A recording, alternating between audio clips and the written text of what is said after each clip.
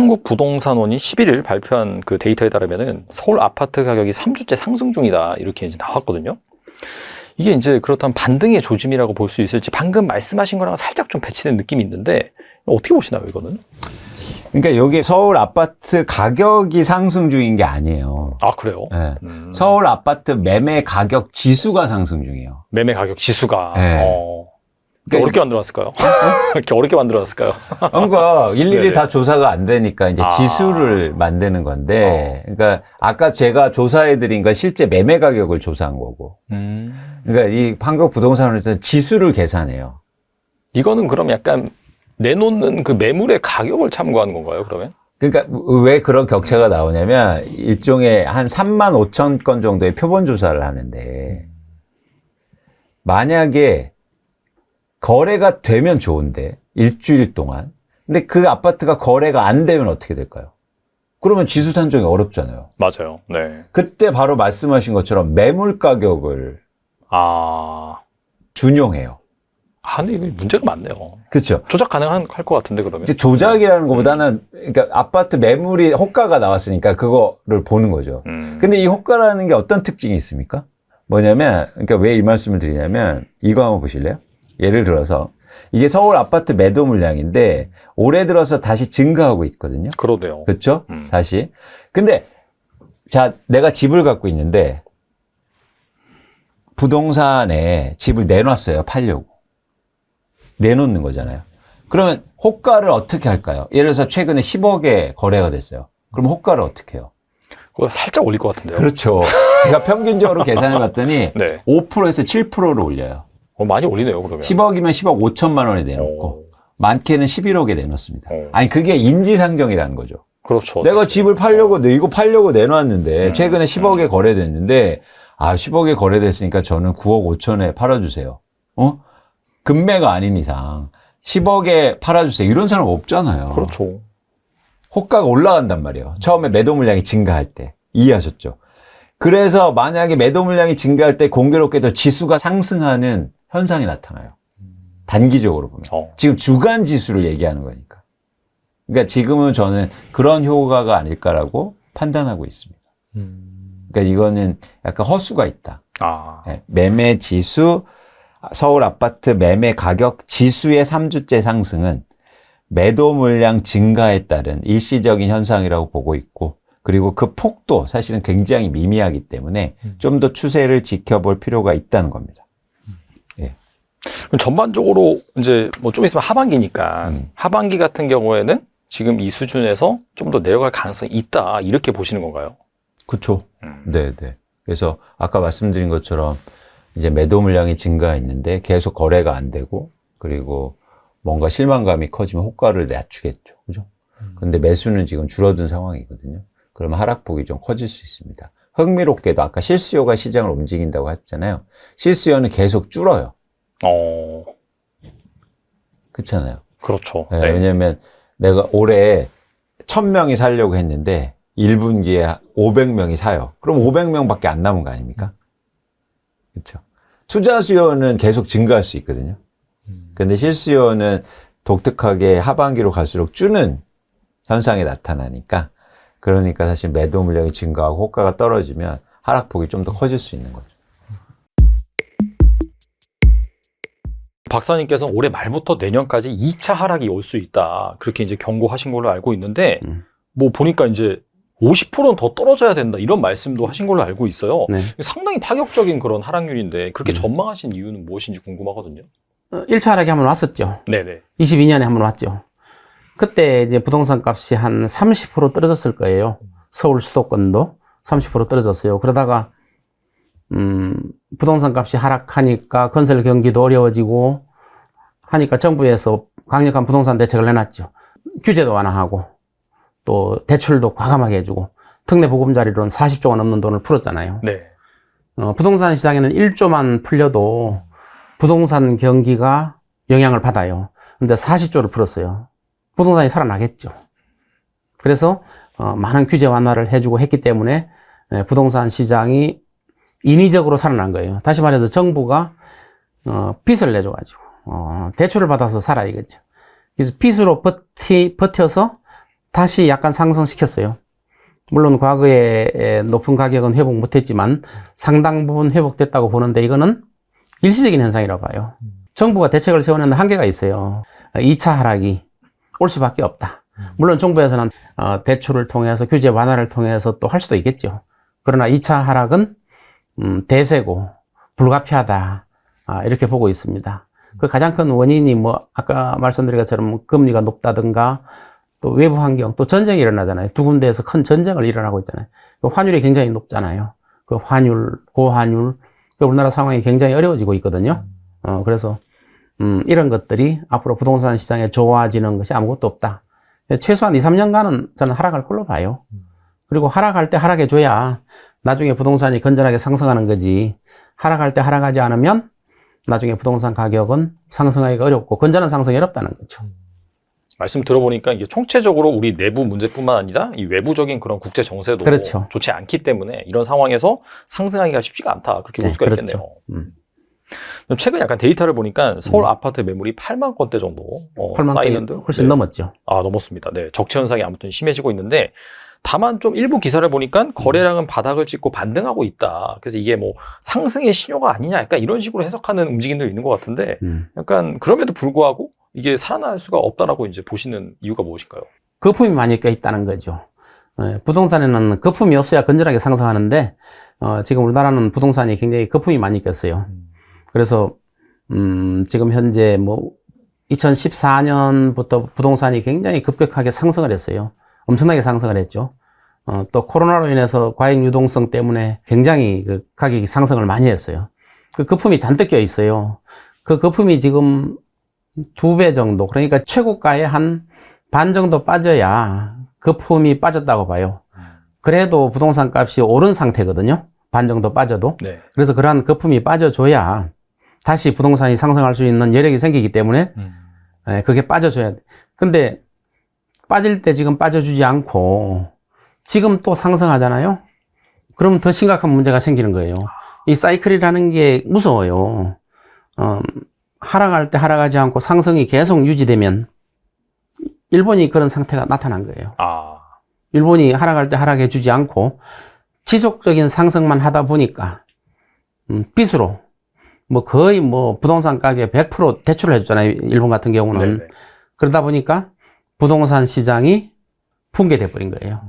그런 현상이 나타나는 거죠. 그래서 앞으로 이제 2차 하락이 있을 텐데 2차 하락도 정부에서 물론 규제 완화나 이런 걸 통해 가지고 부동산 가격의 폭락을 막으려고 하겠지만 한계가 있는 거예요. 정부 정책은. 그래서 앞으로 부동산 가격은 하락은 불가피하다 이렇게 볼 수 있습니다. 총선 전까지는 총선 이유가 어떻게 될까 그 부분에 대해서 상당히 좀 전망이 많았는데 드디어 이제 총선 이유가 됐습니다. 네네.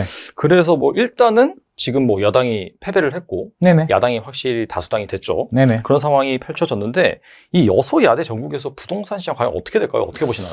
일단 우리가 두 가지 측면에서 좀 봐야 될 것 같습니다. 이제 실체적인 부분과 또 우리 심리적인 부분을 봐야 되는데, 실체적인 부분을 본다면 21대 국회와 22대 국회가 달라진 게 뭐가 있을까?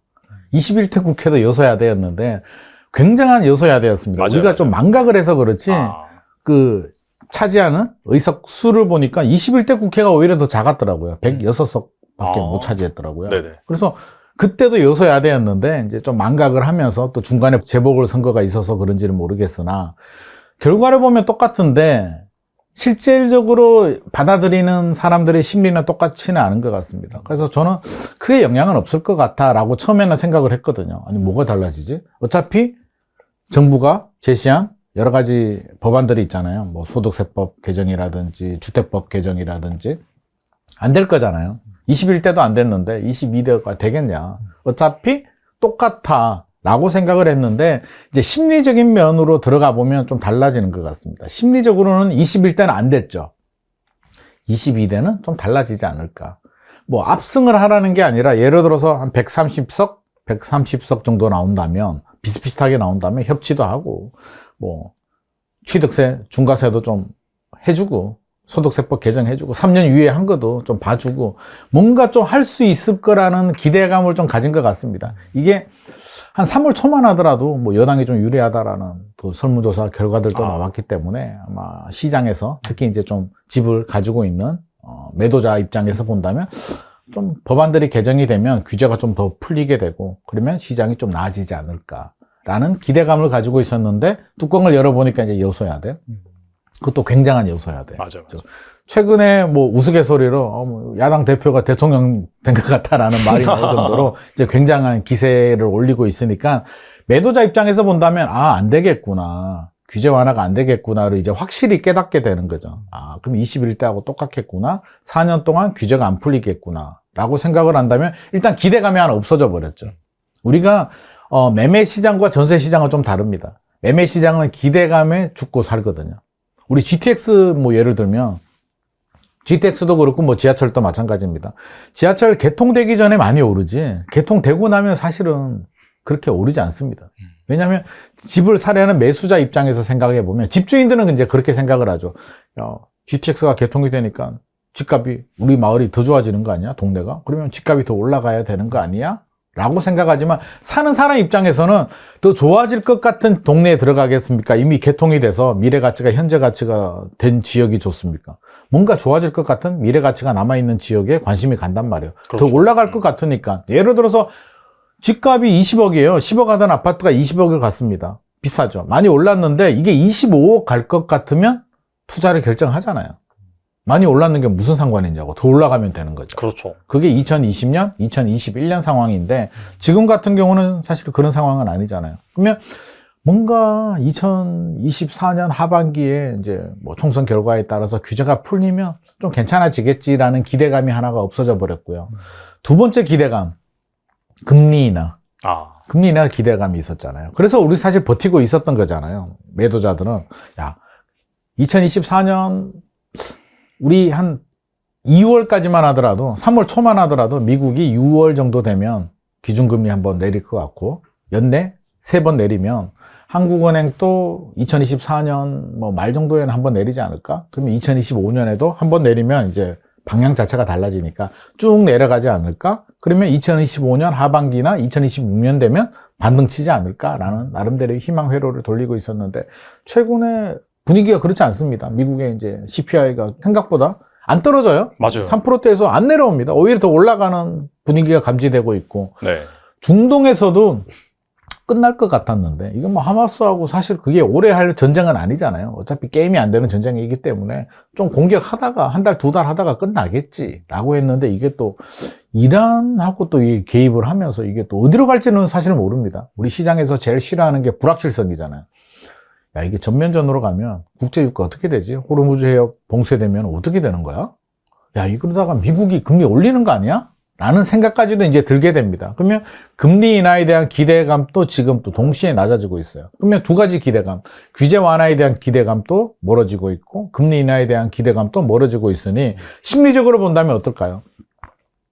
집주인들은 아니야. 일단 좀 버텨보지. 약간 미묘한 좀 불안한 마음은 있지만 일단 버텨보는 거고요. 매수자들 입장에서 본다면 내가 지금 굳이 사야 될까?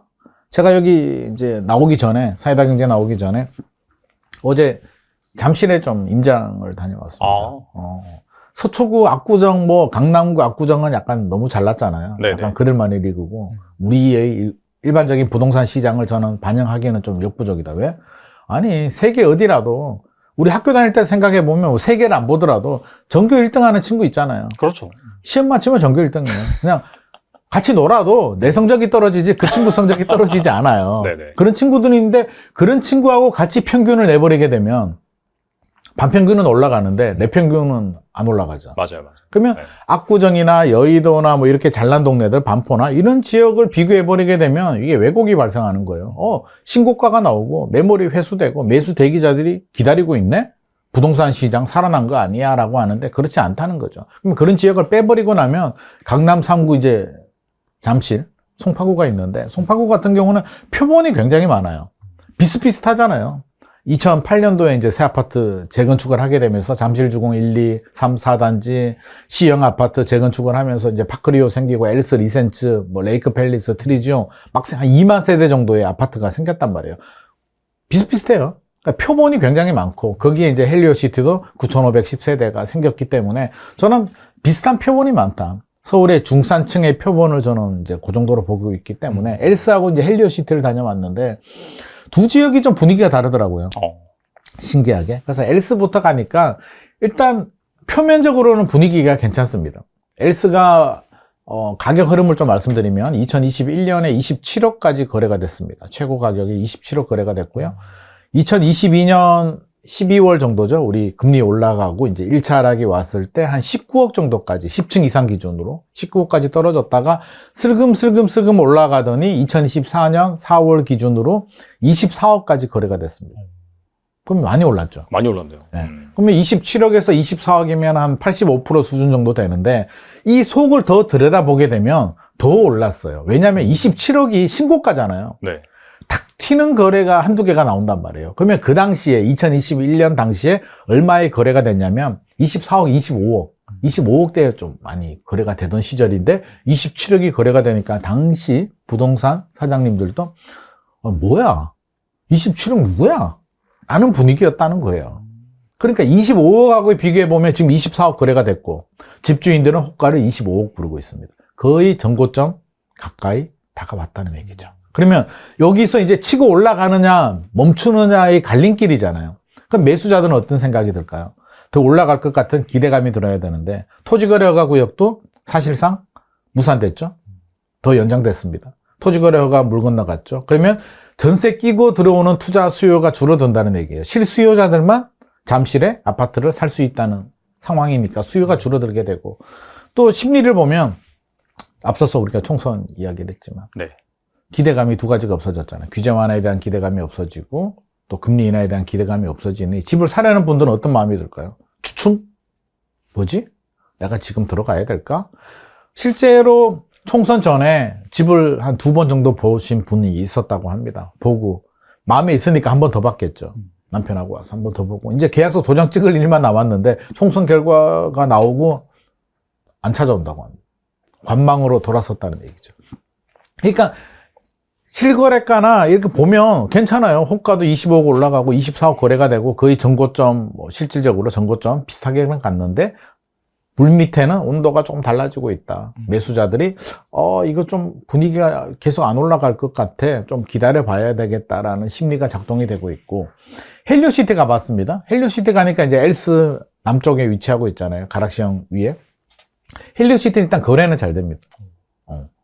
왜냐면 2018년 12월 거의 2019년에 입주한 워낙 대단지 아파트고 가격대를 보면 23억 8천만 원까지 최고가 2021년에 거래가 됐었고요. 떨어질 때는 16억까지도 떨어졌습니다. 10층 이상 기준으로. 13억에 거래된 거는 이제 직거래, 네. 특수관계고요. 16억까지 떨어졌다가 최근에 보니까 21억 5천까지 거래가 됐었고요. 21억 9천 또 거래가 됐다라는 소문이 어느 집이야? 어느 집이야? 뭐 이런 분위기, 지금 이런 분위기입니다. 그리고 거래도 잘 되고 있다. 그래서 제가 물어봤습니다.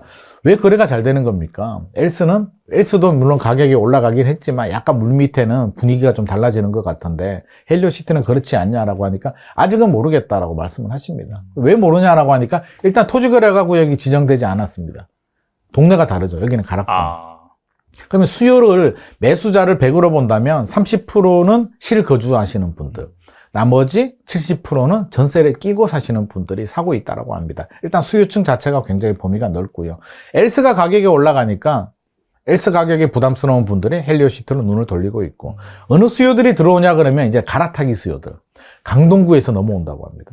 강동구에 입주 물량도 많고 하니까 강동구에 있는 분들이 헬리오시티로 넘어오고 있고 헬리오시티를 파시는 분들도 있어야 되잖아요. 어떤 분들이 파냐라고 하니까 이제 나이가 좀 드셔가지고 현금 실현하고 뭐 하남 가밀이나 위례 같은 데로 가서 좀 노년을 여유 있게 사시겠다는 분 또는 또 한 부류는 상급지로 갈아타는 분 지금 이렇게 실수요자 위주로 약간 이렇게 움직이고 있는 상황입니다. 그래서 이게 저는 서울 부동산 시장의 흐름을 좀 알려주는 것 같고요. 그러니까 살 생각이 없는 사람들이 나 지금 아니면 안 돼. 무리하게 사는 분위기는 절대 아닙니다. 아니고 이제 사려고 생각했던 분들이 조금씩 거래를 하다가 총선 지나고 약간 주춤하는 이런 정도 분위기로 우리가 이해를 하시면 될 것 같습니다.